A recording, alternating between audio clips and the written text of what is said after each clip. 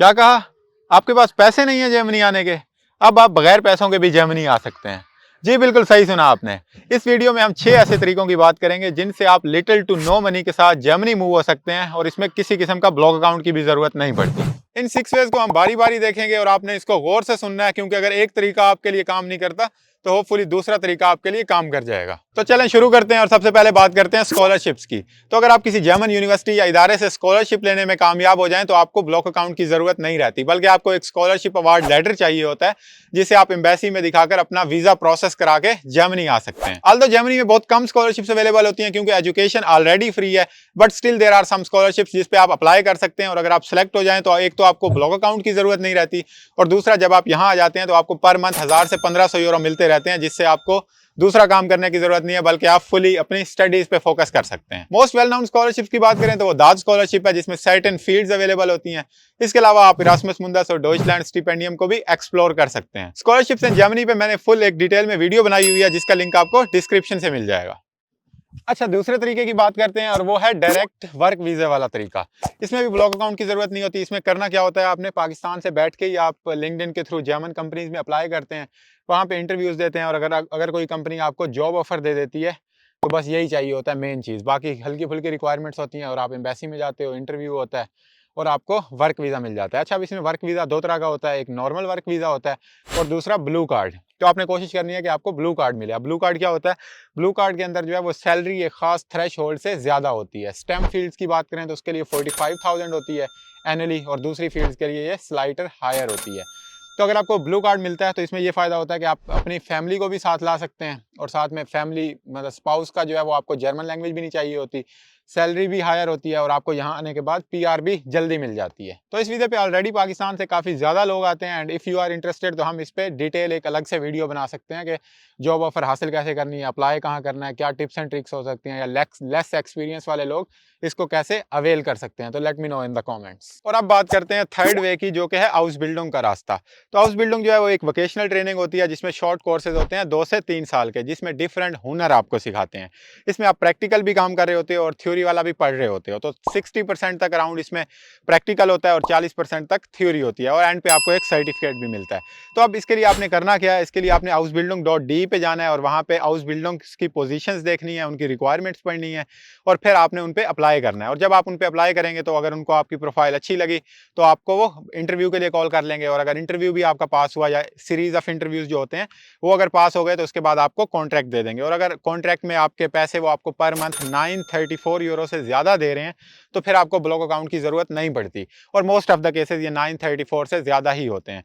इसमें आपको पैसे भी मिल रहे होते हैं, आप साथ में पढ़ भी रहे होते हैं और हैंड्स ऑन एक्सपीरियंस भी मिल रहा होता है। तो अच्छी चीज़ ये है कि आपको, और इसमें जॉब तकरीबन 100% होती है जब आप वो 3 साल का कंप्लीट कर लेते हैं ना, तो चूंकि आपने उसी कंपनी के साथ किया होता है, सीखा भी उसी कंपनी के साथ होता है, तो मोस्ट ऑफ द केसेस आप उसी कंपनी के साथ बाद में भी जॉब करना शुरू कर देते हैं और जॉब कर स्टार्ट करने के 2 साल बाद आपको पीआर भी मिल जाती है।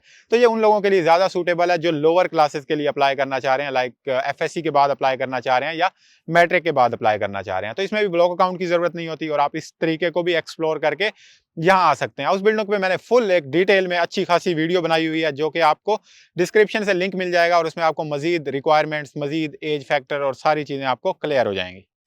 अभी तक हमने 3 वेज की बात की है और अगर इनमें से कोई तरीका आपके काम का नहीं है तो स्टिल डोंट वरी, अभी 3 तरीके बाकी हैं एंड आई होप के नेक्स्ट 3 ऑप्शंस में से कोई ऑप्शन आपके लिए काम कर जाए और आप बगैर ब्लॉक अकाउंट के जर्मनी आ जाएं। तो नेक्स्ट देखते हैं।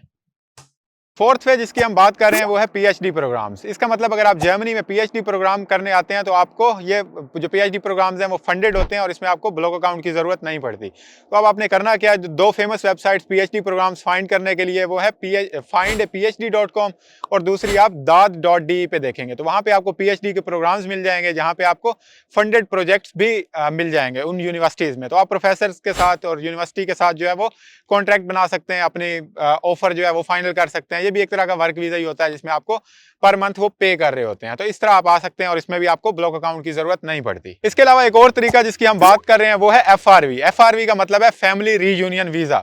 इसका मतलब अगर जर्मनी में पहले से आपकी फैमिली है तो आप रीयूनियन के लिए जर्मनी आ सकते हैं और इसमें ब्लॉक अकाउंट की जरूरत नहीं होती, मगर एक शर्त इसमें लाजमी है कि आपका स्पाउस जो है वो ऑलरेडी जर्मनी में हो।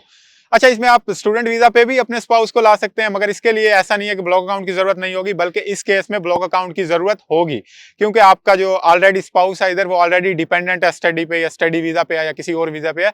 तो जब तक वो वर्क वीजा पे नहीं होगा, उसकी अच्छी खासी इनकम नहीं होगी, तो स्पाउस को नहीं बुला सकता। तो अगर आपका स्पाउस जर्मनी में है या सून जर्मनी में होगा, तो आप ये रास्ता इख्तियार कर सकते हैं। लेकिन एक बात आपको याद रखनी है कि अगर आप इस्लामाबाद एम्बेसी से अप्लाई कर रहे हो तो उसमें एक लंबा वेटिंग टाइम है। लेकिन हाँ, अगर आप ब्लू कार्ड पे अभी रिसेंटली जा रहे हैं और इंटरव्यू है आपका, तो फिर आप फैमिली के साथ भी जा सकते हैं और फिर इकट्ठे इंटरव्यू हो जाता है और फिर फैमिली रियूनियन आसान हो जाता है। अच्छा, इसके अलावा आखिरी रास्ते की बात करते हैं जो कि वेरी इंपॉर्टेंट है और काफी पाकिस्तानी इसको यूज भी करते हैं, और वो है स्पॉन्सर वीजा का रास्ता। स्पॉन्सर वीजा में ये होता है कि जर्मनी में कोई सेटल्ड बंदा अगर आपकी जिम्मेदारी ले ले, आपको एक लेटर दे दे, लेटर ऑफ स्पॉन्सरशिप दे दे, तो आपके ब्लॉक अकाउंट की जो रिक्वायरमेंट है वो एग्जेम्प्ट हो जाती है। आप बगैर ब्लॉक अकाउंट के यहाँ आ सकते हो, क्योंकि उस लेटर में लिखा होता है कि ये जो बंदा आ रहा है स्टडी वीजा के लिए या जॉब सर्च वीजा के लिए या जिसके लिए भी, वो मेरी जिम्मेदारी है। तो असल में ये होता है कि जो आपका जो वो लेटर होता है उसके अंदर ऐसा नहीं है कि वो सिर्फ लेटर होता है जो बंदा यहाँ से बनवा के आपको भेज देता है, और जहाँ पे जो बंदा है या जो बंदी है उसको पैसे एक्चुअली जमा कराने की जरूरत नहीं होती, वो सिर्फ रिस्पॉन्सिबिलिटी ले रहे होते हैं। और इसमें आप सोच रहे होंगे कि आपका भाई या आपका रिलेटिव तो कोई जर्मनी में नहीं है, लेकिन अच्छी बात यह है कि इसमें जो आपका स्पॉन्सर है वो लाजमी नहीं है कि वो आपका ब्लड रिलेशन हो, वो आपके अब्बू के भाई का दोस्त भी हो सकता है। तो एम्बेसी वाले ओबियसली पूछते हैं कि भाई ये बंदा आपको क्यों जो है वो स्पॉन्सर कर रहा है, तो फिर आपने वजह बता देनी है कि ये बंदा स्पॉन्सर कर रहा है और क्यों कर रहा है। तो इस तरीके से भी आप जर्मनी आ सकते हैं और इस तरीके में भी ब्लॉक अकाउंट की रिक्वायरमेंट नहीं होती। इसके अलावा जो मैंने पूरी इस पे एक वीडियो बनाई हुई है कि उसकी एलिजिबिलिटी रिक्वायरमेंट्स क्या होंगी, कौन बंदा आपको स्पॉन्सर कर सकता है, कैसे कर सकता है, प्रोसीजर क्या है, तो वो आपको इस वीडियो में मिल जाएगा जो ऊपर आ रही है, ये या ये। अच्छा, इन सारे तरीकों में आपने एक बात याद रखनी है कि इसमें आपकी ब्लॉक अकाउंट की रिक्वायरमेंट जो है वो एग्जाम्प्ट हो रही है। जो आपकी टिकट के पैसे हैं, जो आपकी अकोमोडेशन है, या जो आपके दूसरे अखराजात हैं अटेस्टेशन वगैरह के, वो सारे आपको खुद बेयर करने हैं। लेकिन अगर हम इसको कंपेयर करें स्टडी वीजा के ब्लॉक अकाउंट से, जो कि 11,200 यूरो होता है, वो काफ़ी ज़्यादा होता है। तो as compare to that this is nothing. अगर आपको इनमें से कोई ऑप्शन मिल जाता है और आप यहाँ पे आ जाते हो तो आपके बहुत कम पैसे लगते हैं। तो ये सारे तरीके थे, एंड आई होप इनमें से कोई एक तरीका आपके लिए काम कर जाए और आप बगैर ब्लॉक अकाउंट के भी जर्मनी आ जाएं। लेकिन अगर सपोज कि कोई भी तरीका आपके लिए काम नहीं करता, तो स्टिल आपने घबराना नहीं है, बल्कि आपने अपने आप पे काम करना है। You have an opportunity to work on your self, और आप ब्लॉक अकाउंट जो है वो अर्न कर सकते हैं, या इनमें से कोई तरीका लेटर ऑन इख्तियार कर सकते हैं, जिस तरह की जॉब शुरू कर सकते हैं और फिर आप यहाँ पे वर्क वीज़ा एक्सपीरियंस के बाद यहाँ पे आप आ सकते हैं।